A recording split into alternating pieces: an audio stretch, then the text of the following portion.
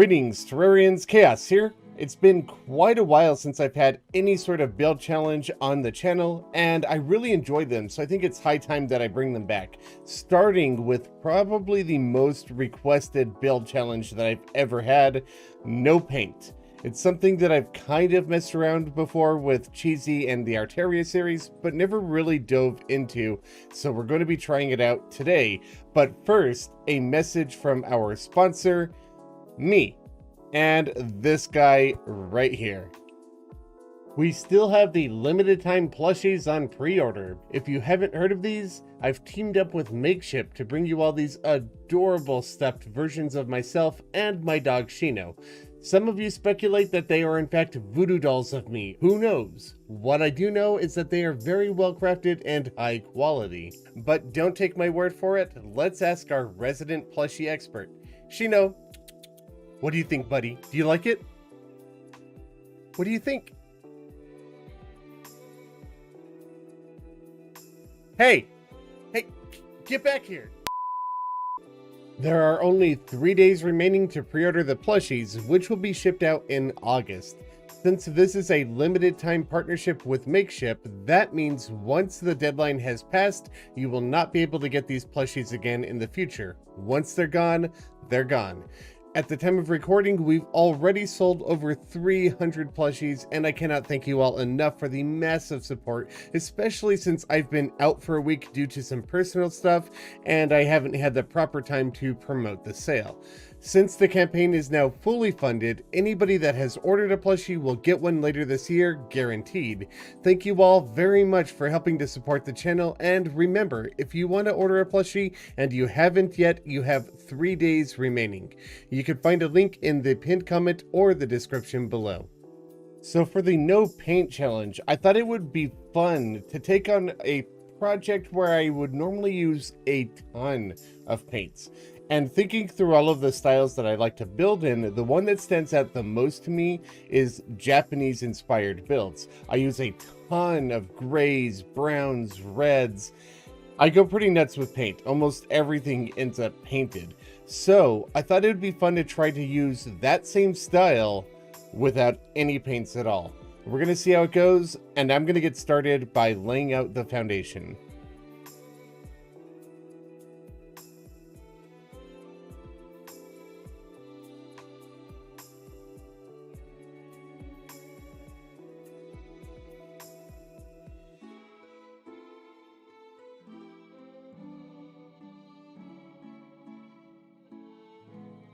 So here we have a foundation that's kind of inspired by maybe a Japanese castle. I'm not going to be building a full-blown castle. I just wanted to go something a little bit different than I would normally do in terms of the foundation, especially since I don't have access to white paint, which would really help with the creation of that foundation. So I'm doing something more solid instead of my usual false one. I'm going to get to landscaping a bit later because there is stuff that I want to do out there, but for now I'm going to focus on the building itself. So that means we're going to have a floor over here, and I'm thinking about what kind of wood I want to do for the floor. Preferably I would normally have something like rich mahogany or spooky wood painted brown, but obviously paint is not an option right now. Living wood is probably going to be my best bet here, though I could consider something a bit darker like the boreal wood, or even something like dynasty wood, which will give a bit of a red hint instead. Though I'm going to be using dynasty wood along the roof, or at least what I would say would be the ceiling. So it's going to be up here. I don't know if I want to have too much of it.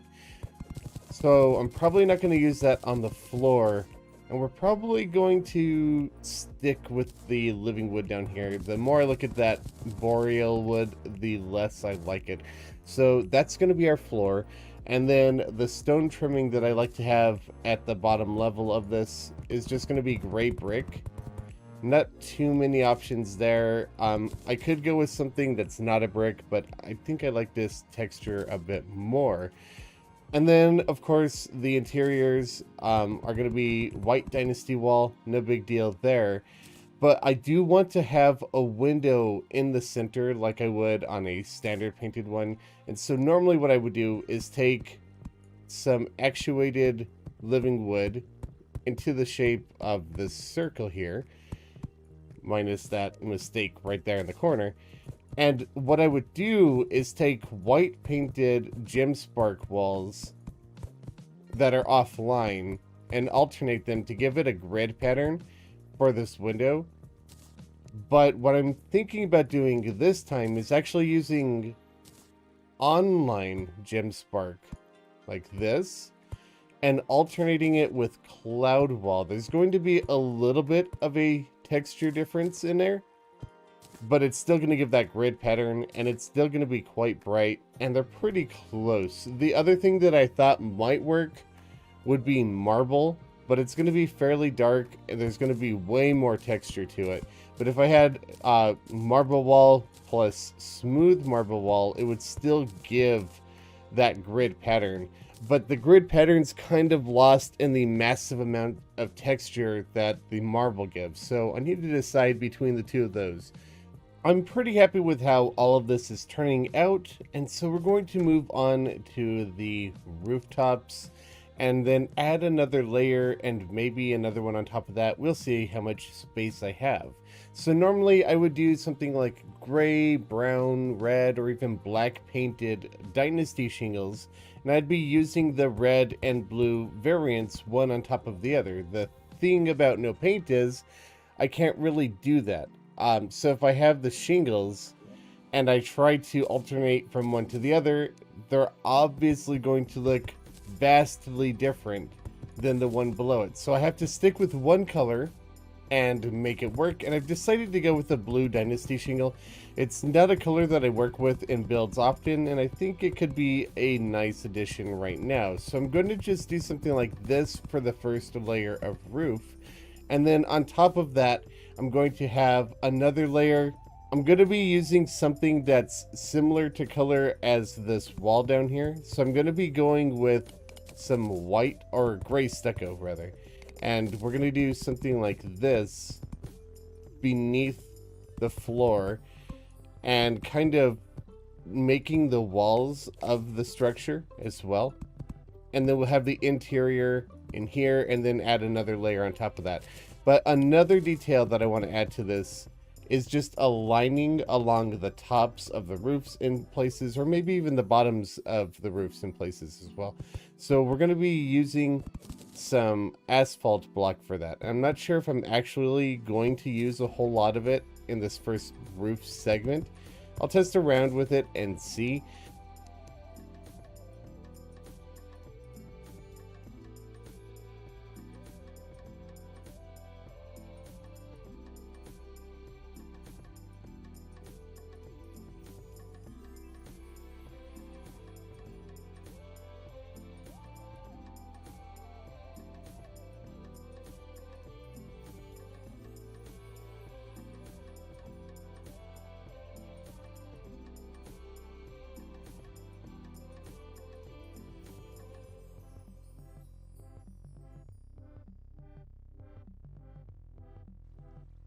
So all that's left before I move on to working on the interior decorations is to figure out how I want to do this last slice. I don't want it to be as tall as the others, obviously. This is getting more narrow the higher up it goes.